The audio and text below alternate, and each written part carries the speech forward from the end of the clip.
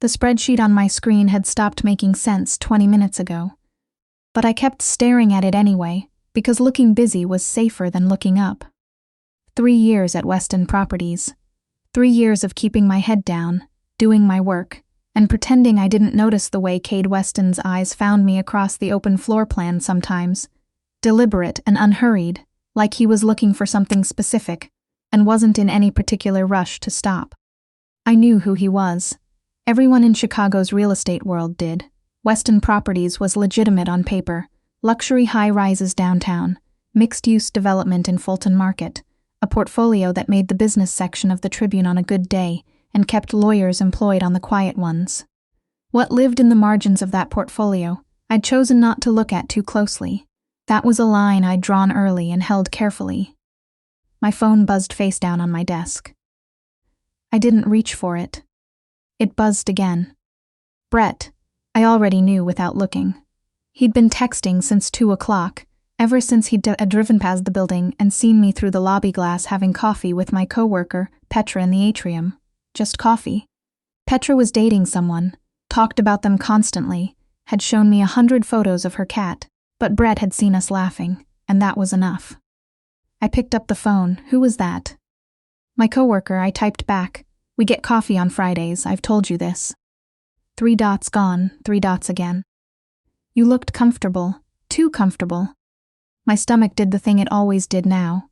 Pulled tight, braced. 6 months ago his jealousy had felt like love. Proof that he cared. I'd told myself that. Now I understood it differently, but I didn't have the word for what I understood yet. I hadn't let myself go there. Still at it? I looked up. Cade was standing in the doorway of the main accounting room. Jacket off, shirt rolled to the elbows. He almost never came to this floor this late. His office was 4 floors up, which was part of why I'd taken the position in the first place. Month-end closing, I said. Couple more hours. He looked at me the way he always did when he knew I was understating something. Cade Weston had built his company by reading people. He was very, very good at it. Isabel. The way he said my name, measured, like each syllable was something he'd decided to use carefully, had always done something to me that I refused to examine. Go home. The closing will be there Monday. I'm almost. Not unkind, not a question.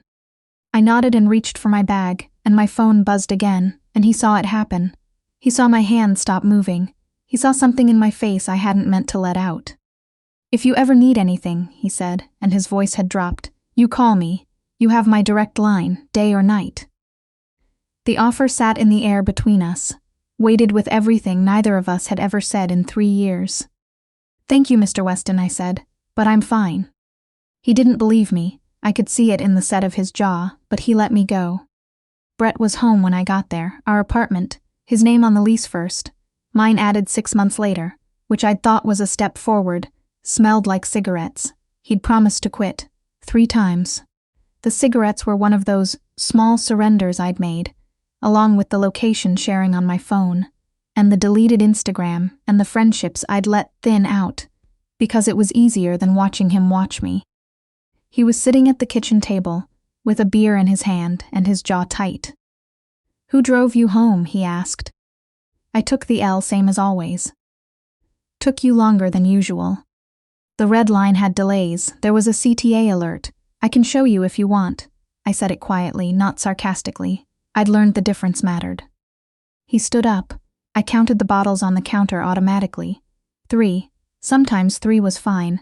Tonight something in his posture told me 3 wasn't fine. You looked comfortable, he said, with that woman. You don't smile at me like that anymore.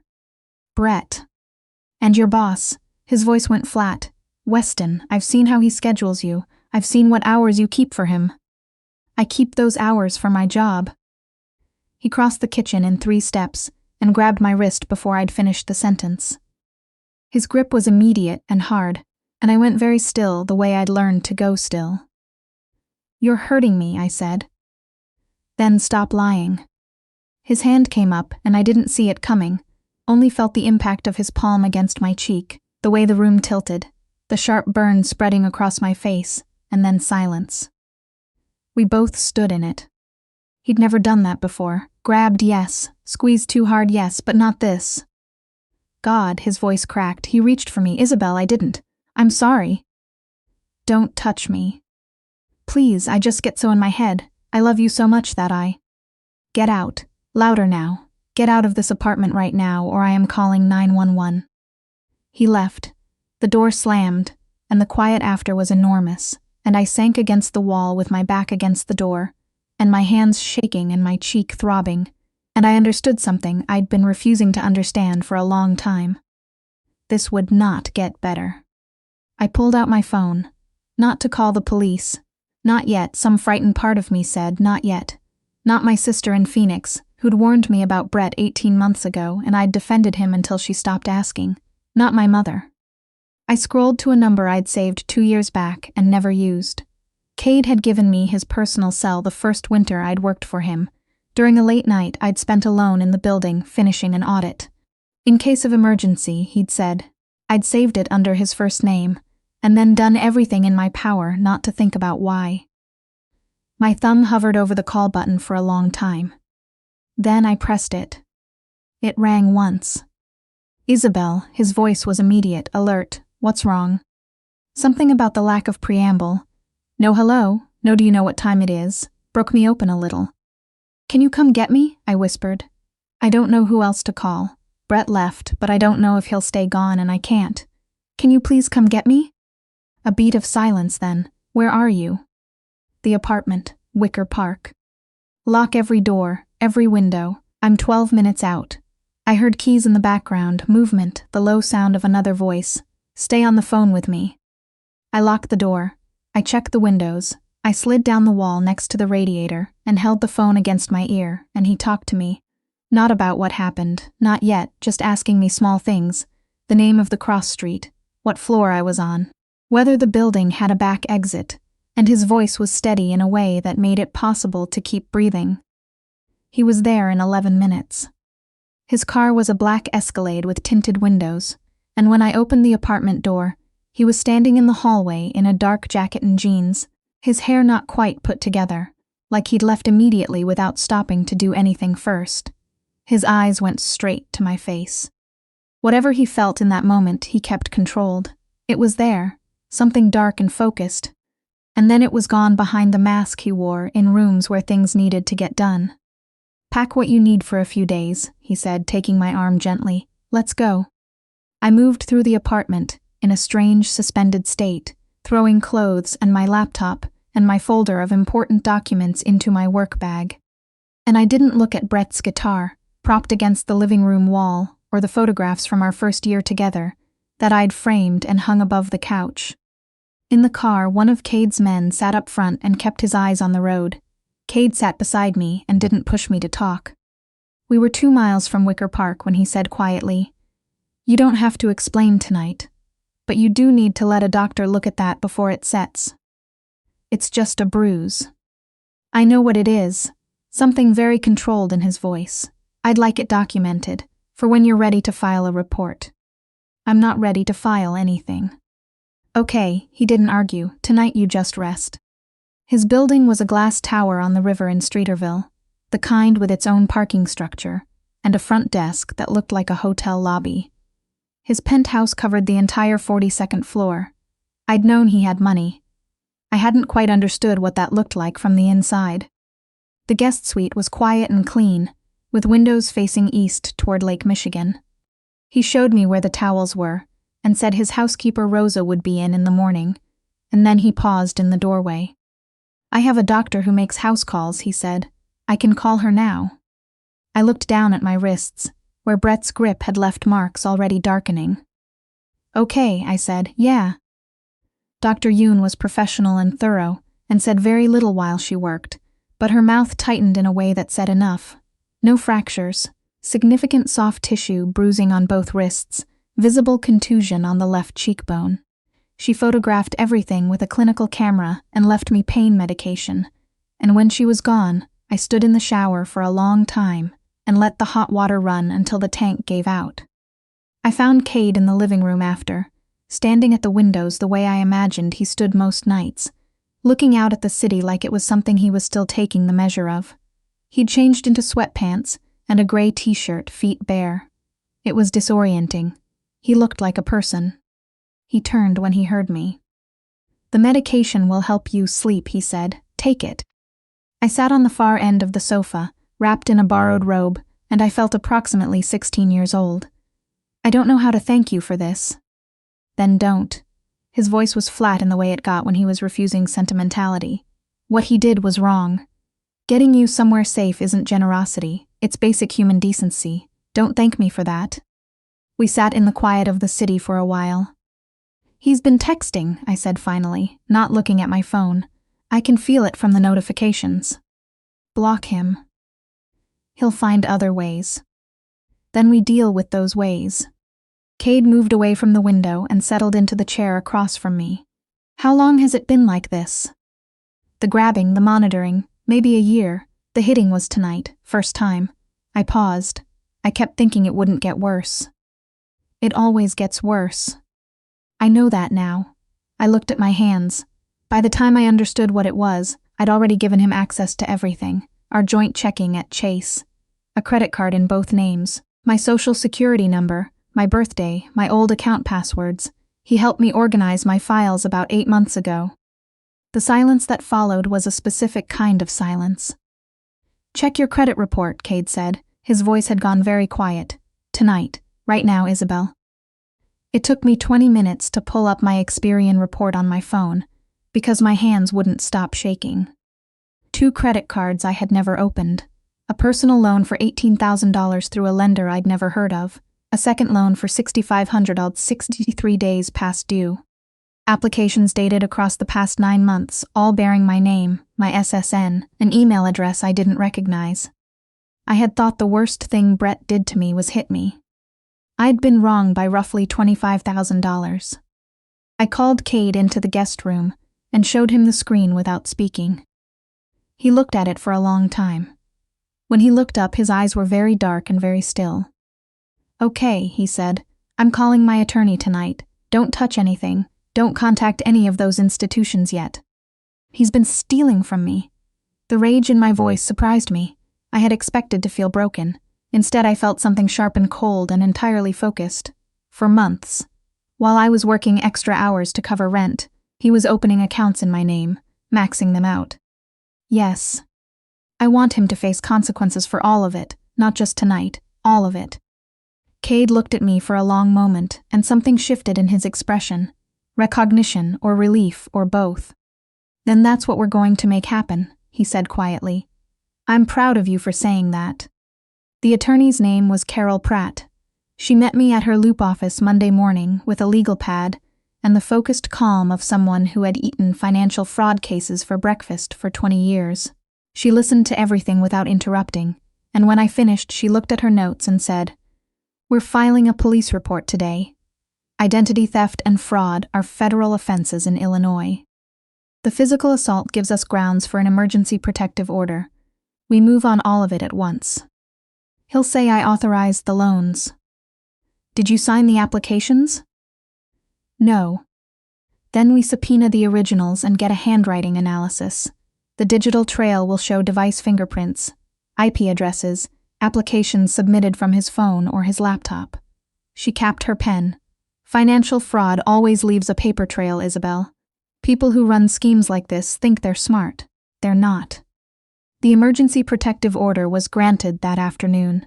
Brett was prohibited from coming within 300 feet of me, my workplace, or Cade's building. I stayed in the guest suite for another week, and then I told Cade I was moving out. "You don't have to," he said. "I know." I looked at him across the kitchen island with the morning light coming in off the lake. "That's why I'm doing it." Something in his face shifted. He understood. I found a studio in Lincoln Square. 1 bedroom, a small kitchen, a window that faced a courtyard where someone had planted a fig tree that was still managing to be alive in October. I signed the lease and cried a little, and ordered Thai food and ate it on the floor because my furniture wasn't arriving until Thursday. I called my sister that night and told her everything, she cried. I said, "I know." She said she was flying in and I said, "Okay." I started seeing a therapist named Dr. Park, who had an office near Wrigley and a way of asking questions that made me feel like I was arriving at things myself rather than being handed them. She helped me understand the arithmetic of how Brett had worked. The small surrenders, the incremental isolation, the way control gets installed like software, piece by piece, until the whole system runs on it without you noticing. You're not responsible for his choices, she told me, only for yours from here. The handwriting analysis on the loan applications came back 6 weeks after I filed the police report. None of the signatures matched mine. The detective called me on a Thursday. We're presenting to the grand jury within the month, she said. I want you prepared to testify. I spent the following 3 months building a case file that Carol Pratt later called the most organized evidence package she'd seen from a private individual in 11 years of practice. Every fraudulent application, every unauthorized withdrawal, every transaction I'd flagged from the joint account before I got my name removed, documented and cross-referenced with a color-coded tab system. When I testified, my voice did not shake. Brett's attorney spent 2 hours, implying I'd authorized everything, and was now trying to escape the debt. I answered every question with the same clear, level calm I'd been practicing, and I watched the jury watching me. And I understood something, Doctor. Park had been trying to tell me for weeks. The opposite of afraid isn't brave, it's just decided. The jury deliberated for 3.5 hours. Guilty on all counts. I sat in the gallery and felt the door close on something that had been standing open for a very long time. I drove up to Door County the weekend before sentencing, rented a small cabin on the water, packed watercolors and 3 novels, left my laptop in the car. I painted the lake in the mornings when the light was flat and gray and honest, and I sat on the dock in the afternoons and let myself be quiet in a way I hadn't managed in over a year. On my last night, I watched the sun go down from the end of the dock and noticed something. I was not afraid. I hadn't been afraid in weeks. I took a photo of the lake and texted it to Cade. He responded in under a minute, beautiful, like the person who took it. I sat with that for a long time. Then I drove back to Chicago. His office was on the 46th floor, all glass, and a view that made the city look like something he'd personally decided to put there. I'd been in this office hundreds of times for work. I'd never come here for this. He stood when I walked in, which he didn't usually do. You look good, he said. The trip did you good? It did. I closed the door. I wanted to talk to you about something. He gestured to the sitting area by the windows, and we settled into opposite chairs. The same configuration we'd used for 3 years to keep appropriate distance between us. I've been thinking, I said, about what you told me that night in your living room. About how you'd spent years keeping your distance because it wasn't your place. His expression went very still. I've spent 8 months rebuilding my life, I continued. I have my own apartment, my promotion, a therapist I trust, a relationship with my sister again. I know who I am without someone else's version of me. I met his eyes. I'm not here because I'm grateful. I'm not here because you rescued me. I'm here because I've had 8 months to think clearly for the first time in years, and what I keep coming back to is you. Cade said nothing for a long moment. Then Isabel, his voice was rough. Are you sure? I'm choosing you, I said. That's different from being sure. Being sure is what you feel at the end. Choosing is what you do at the beginning. He crossed the room, and when he cupped my face in both hands, I held still and let myself feel it. The warmth of him, the steadiness, the absence of any edge I needed to brace myself against. I've been in love with you for 3 years, he said. I need you to know that's what this is. Not a rescue, not a debt, and I need you to know what you're walking into with me. I do your books, Cade, I said. I've known exactly who you are for 2 years. Something flickered in his eyes. And, he said, and I'm still here. He kissed me then, careful at first, like something he'd been handling gently for a very long time, and was finally allowing himself to hold. When we pulled apart, we were both breathing differently than before. What now? I asked. Now you decide everything, he said, his forehead resting against mine. All of it. At whatever pace you want. I've waited 3 years. I'm not in a rush. Brett's sentencing came down on a Thursday in November. 6 years, federal correctional facility. The identity theft and fraud charges carried the heavier weight, The judge cited the methodical, sustained nature of the scheme. The battery charges added time to the back end. Carol called me while I was at my desk, and I sat very still with the phone against my ear and looked out at the Chicago skyline, going gray and glittering in the November afternoon. 6 years. He'd be in his late 30s when he got out. I'd be well into a life he couldn't reach. A life that had never really been his to take in the first place, even though he'd tried. I called Cade when I hung up with Carol. "It's done," I said. His exhale was slow and deliberate, the sound of someone releasing something they'd been holding alongside me. "Come to dinner tonight," he said, "not a work dinner." "Yeah," I said. I was already smiling. "Okay, dinner." I hung up and turned back to my spreadsheet and let myself sit in it for a moment. The ordinary miracle of a Friday afternoon that felt nothing like fear. The hum of the office around me. My name on my office door. Lake Michigan somewhere east of the building, flat and cold and enormous and entirely indifferent to the whole story. I had called for help once in a dark apartment on a bad night, with no one else to turn to. I'd thought I was asking to be saved. It turned out I was just calling the first person I wanted to tell. The rest, every hard, necessary, unglamorous step of it, I had done myself. That, I decided, was the part worth keeping.